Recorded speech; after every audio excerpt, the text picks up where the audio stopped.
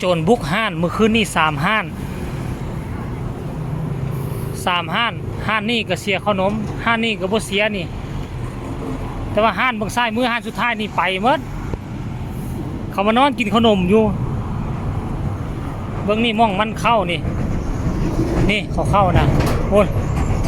จักมันเอาจักมือหรอมันบ่ได้สังเกตเลยน่ะ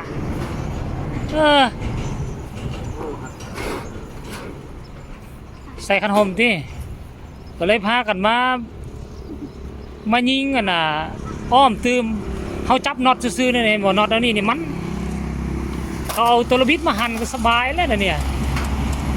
อันนี้นี่โซกให้กันหมูขนมเขาต้องเป็นหมดเลย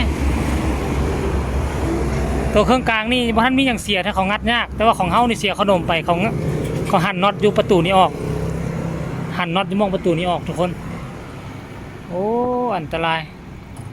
ทหารตำรวจยามกันเมื่อคืนนี่ยังเสียอยู่ยังบ่ได้ยิงเถอะนี่อันนี้เขาก็หั่นน็อตไปเป็นตัวระบิดหั่นน็อตจุ่มนี่ออกเอาดอกดีเวมายิงใส่หมดนี่มายิงใส่หมดทุกคนเพื่อความมั่นคงอุปกรณ์ของสุภาพก่อนแบตเตอรี่ก็ขนมากหลาย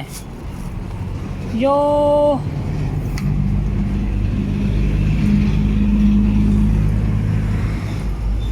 ตัวนี้เขาก็งัดแท่งัดมามันงัดบ่ได้ซื้อดอกให้เขางัด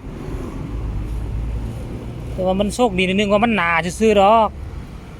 คันว่ามันบางคือเล็กของสุภาพนี่มันงัดออกง่ายแล้วจีกแล้วล่ะนี่นะห้อยงัดเบี้ยวซ้ายเบี้ยวขวาอยู่นี่บนนี้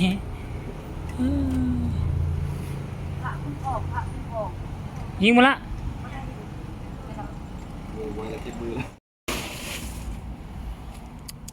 แต่ว่าเจ้าของตู้นี่เราบ่สนแล้วเพราะมันบ่มีอย่างไรตี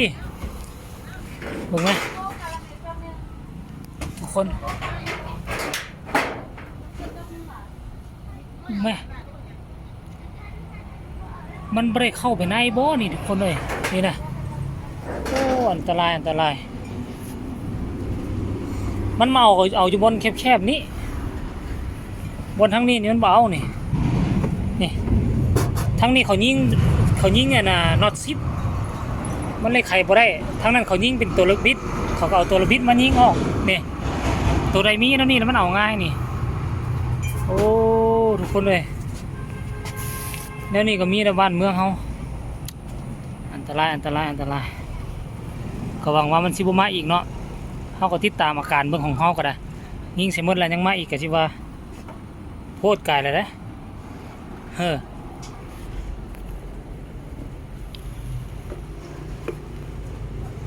เอาคลิปนี้ก็เอาไว้ซ้ำนี่แหละ